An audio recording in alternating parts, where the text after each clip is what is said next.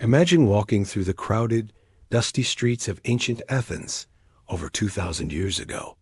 You see a man with a snub nose and a protruding belly, wearing the same tattered cloak he's worn for years, stopping a high-ranking general or a wealthy merchant. He doesn't want their money or their political support. He wants to know one thing: what is courage? Or what is justice? And as the conversation unfolds, the powerful man who was so certain of his wisdom moments ago is reduced to a state of utter confusion. This man was Socrates, and his entire life was dedicated to a single radical realization: that he knew nothing. To the modern ear, this sounds like a joke or a sign of weakness. We live in an age that rewards certainty, where experts are paid to have answers, and social media algorithms punish anyone who says, "I don't know." But for Socrates, admitting ignorance wasn't the end of the journey, it was the beginning of freedom.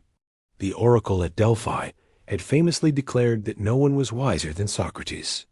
When Socrates heard this, he was baffled.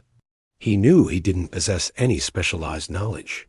So he went on a mission to prove the oracle wrong. He interviewed the poets, the politicians, and the craftsmen. He found that while they were very good at their specific trades, they all shared a common delusion. They believed they were wise about things they actually knew nothing about. It was then that Socrates understood the oracle's meaning. He was the wisest man in Athens, not because he had more information, but because he was the only one who realized his own ignorance. This is the birth of the Socratic method. It's a process of peeling away the layers of false certainty like an onion.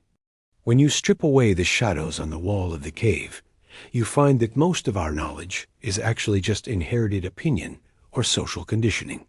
We believe things not because they are true, but because we've heard them 1,000 times. Socrates realized that a mind full of false certainty is like a vessel full of dirty water.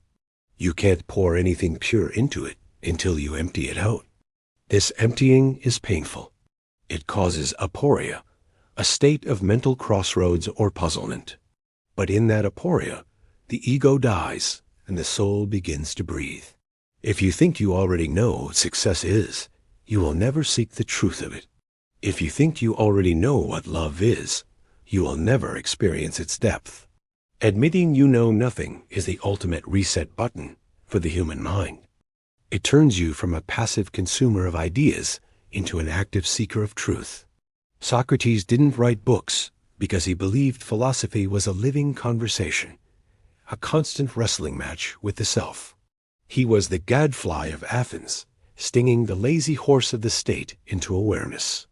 He showed us that the unexamined life is not worth living. When we admit we know nothing, we become curious again.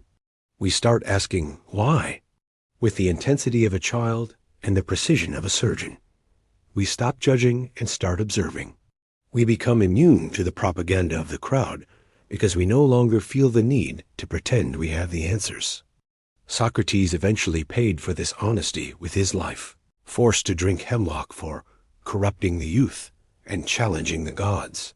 But his death only proved his point. The world is terrified of a person who isn't afraid to say, "I don't know." As you navigate the complexities of 2026, remember the snub-nosed man in the marketplace. Every time you feel the urge to be right, to be certain, or to win an argument, pause and ask yourself if you truly know what you are talking about. Embrace the silence of ignorance.